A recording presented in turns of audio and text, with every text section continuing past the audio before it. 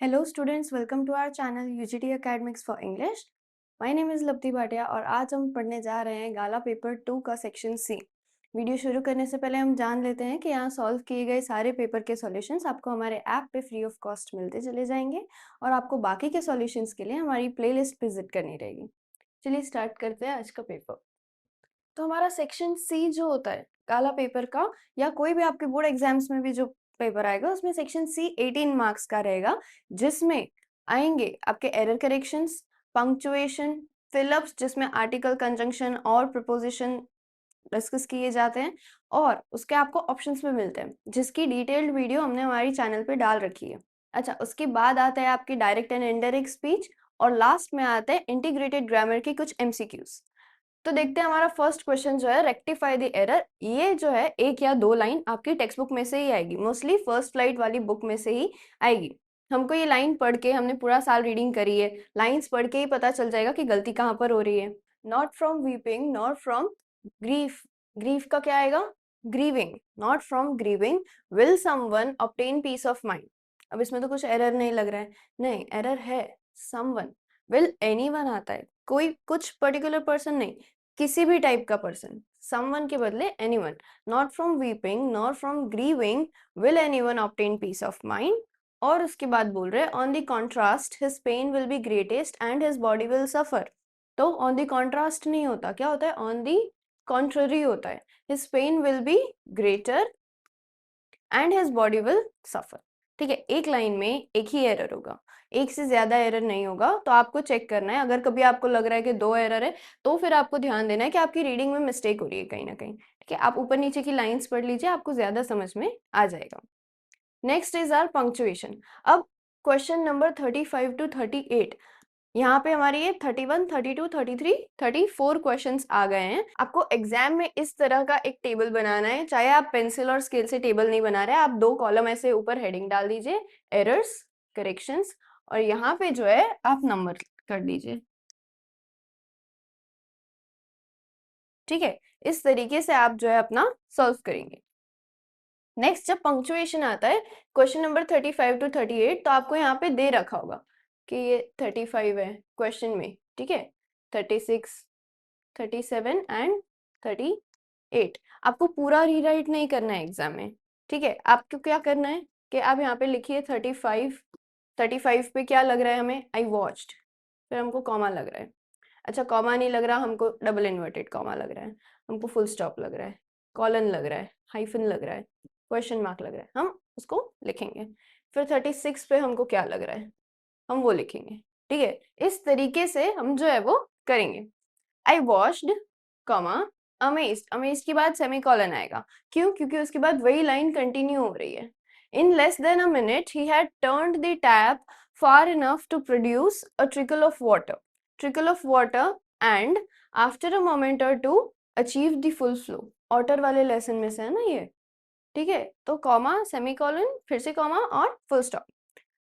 कभी कभी ऐसे होता है कि कुछ बहुत सारे सिमिलर फ्रेजेस या एक ही आइडिया के फ्रेजेस वाले सेंटेंस होते हैं, तो पॉसिबिलिटी होती है या तीन कॉमा आ गए, एक फुल स्टॉप आ गया, कोई और एक्सक्लेमेशन, क्वेश्चन मार्क आया ही नहीं, इन्वर्टेड कॉमास नहीं है, जैसे इसमें कोई बात नहीं हो रही है, कोई डायलॉग नहीं है, तो कोई इन्वर्टेड कॉमा नहीं है, ना सिंगल ना डबल। बच्चे कंफ्यूज हो जाते हैं कि इतना इजी तो नहीं हो सकता, एक आध तो कुछ अलग आना चाहिए, सिर्फ कॉमा ही कॉमा है, पर ऐसे नहीं है।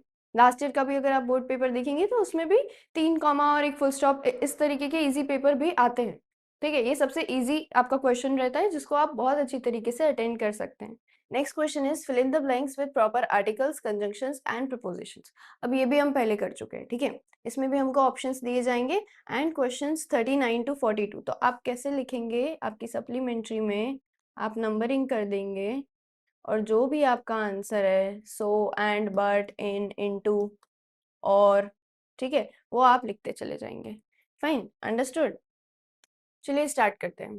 आई am not so worried about my girlfriends but my self, नहीं, and my self, we will make it the only subject I am not sure about is maths. Sure about क्या है? Prepositional verb है कि उस चीज के बारे में एक वर्ब आ रहा है और एक एडवर्ब आ रहा है।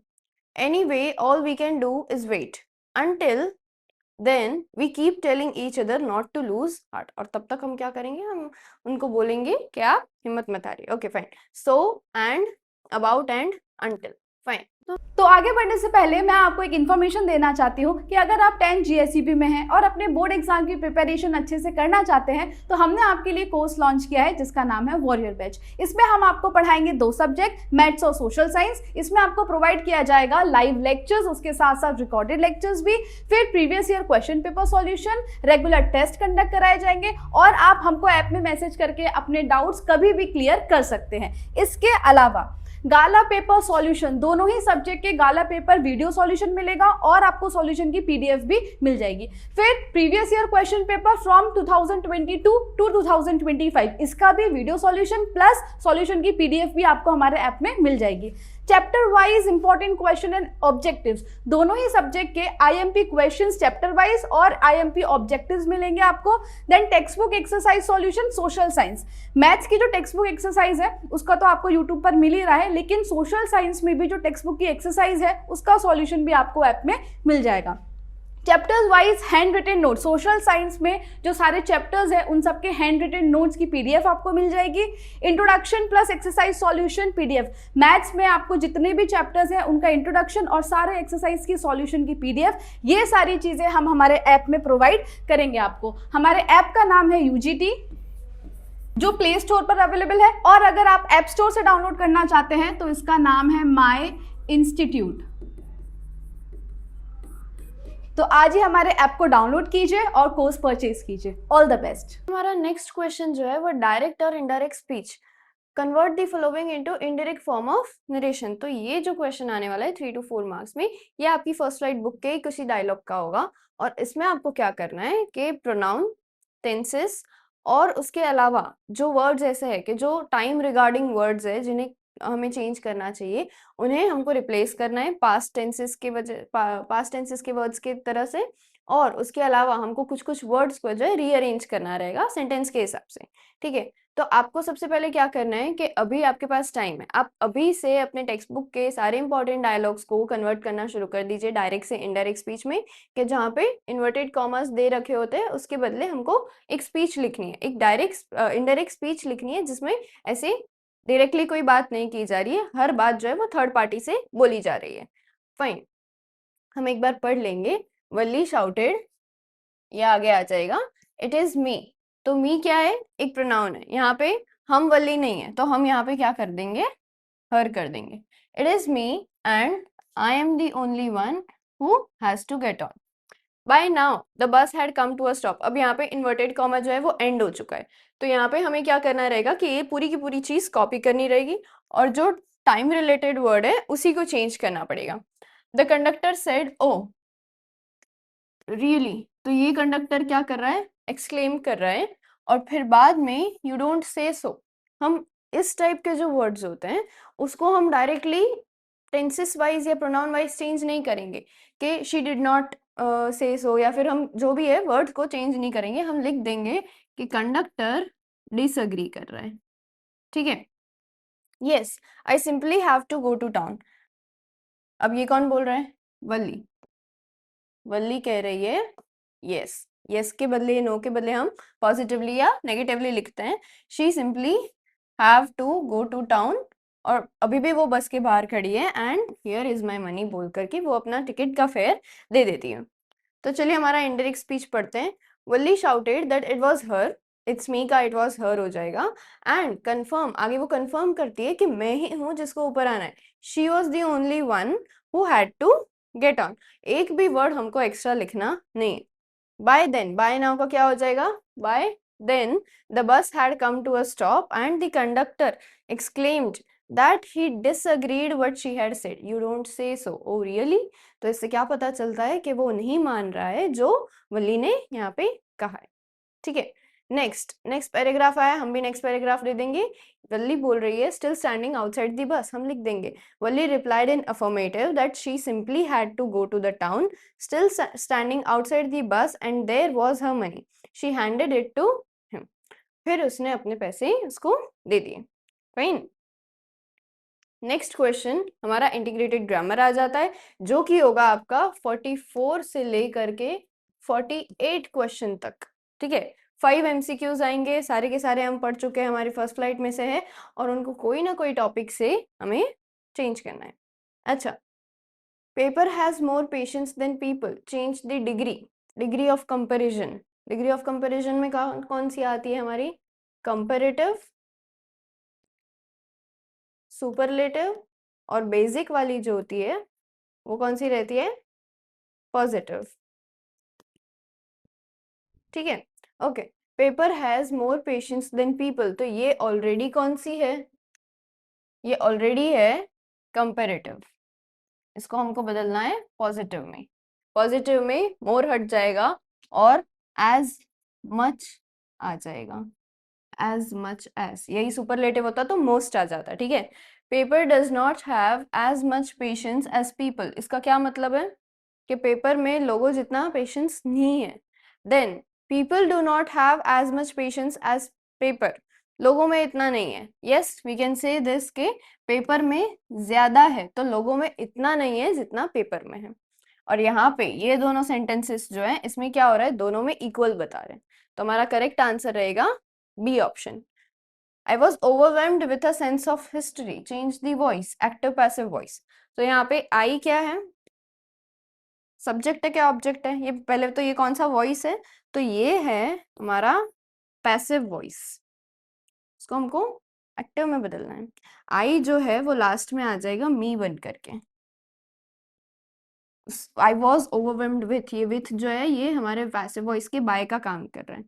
तो सेंस ऑफ हिस्ट्री, ठीक है, सेंस ऑफ हिस्ट्री ने इनको ओवरवेल्म्ड कर दिया, तो हम क्या लिख सकते हैं? With a sense of history I was overwhelmed? No, I am overwhelmed, तो ये तो टेंसेस खाली बदला है ना।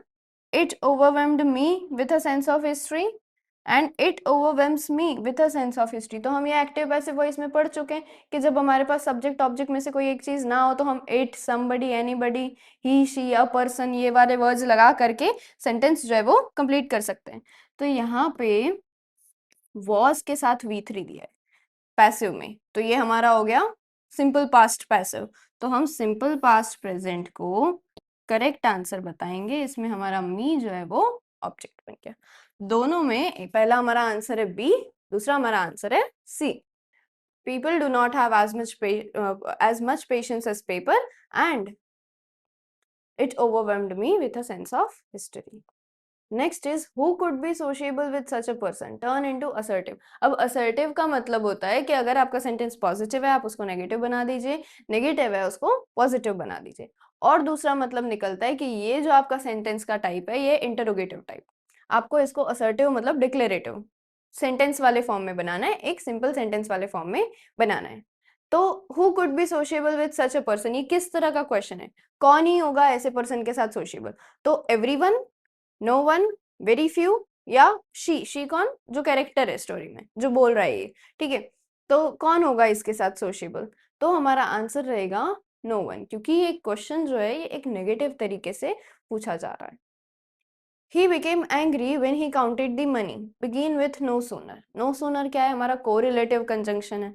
कोरिलेटिव कंजंक्शन में no sooner than आता है। than कौन सा वाला? THAN, कि जैसे ही ये वाला सीन फर्स्ट सीन हुआ तुरंत वो वाला सीन हो गया, ठीक है। He became angry, ये कब हुआ? जब उसने पैसे काउंट किए, तो पहले पैसे काउंट किए। हमको सेंटेंस से आइडिया लगाना है पहले कौन सा सीन हुआ था, पहले वाला सीन नो सूनर के साथ लगेगा। कभी कभी पहले जो लिखा होता है वही रहता है, ठीक है। No sooner had he counted the money than he became angry. No sooner had he counted the money than he became angry. इसमें then अलग है, ये वाला then आएगा या ये वाला then आएगा? क्वेश्चन में नहीं दिया है, पर no sooner के साथ THAN वाला रहता है, ठीक है, कंपैरिजन वाला then रहता है। No sooner did he count the money than he became angry and do he count, do तो आएगा ही नहीं बिल्कुल भी, और हमारा फर्स्ट जो नो सूनर के साथ रखते हैं वो हम परफेक्ट में डाल देते हैं। और main answer is no sooner had he counted the money then he became angry. Go to सक्योनी, हमको क्वेश्चन टैग लगाना है। क्वेश्चन टैग तो सबसे इजी होता है, जो भी हमको क्वेश्चन में दिख रहा है, इज दिख रहा है इजंट ही कर दो ना, विल दिख रहा है विलेंट, वोंट कर दो, वोंट देम कर दो, फाइन। वोंट दिख रहा है तो विल कर दो, लेकिन ये जो है ये इंपेरेटिव सेंटेंस है। शट द डोर, अब इसका क्या करेंगे हम? Do you, don't you, won't you या विल यू, है ना? हम वोंट यू करेंगे। क्यों वोंट यू करेंगे? क्योंकि हम उनको अभी ऑर्डर दे रहे हैं। क्या तुम नहीं करोगे? हम इस तरीके से उनसे पूछेंगे। गो टू सक्यूमनी, वोंट यू, तुम नहीं जाओगे? मैं बोल रही हूँ तुम जाओ, फाइन। तो इस तरीके से हम जो है हमारे सारे क्वेश्चंस अटेम्प्ट करेंगे। बहुत शांति से आपको ये सारे क्वेश्चंस पढ़ने हैं, क्योंकि एमसीक्यू जो है वो आपको लगेंगे सारे ही करेक्ट है। ठीक है, कुछ माइनर माइनर मिस्टेक्स होंगी, आपको आइडेंटिफाई करनी रहेगी।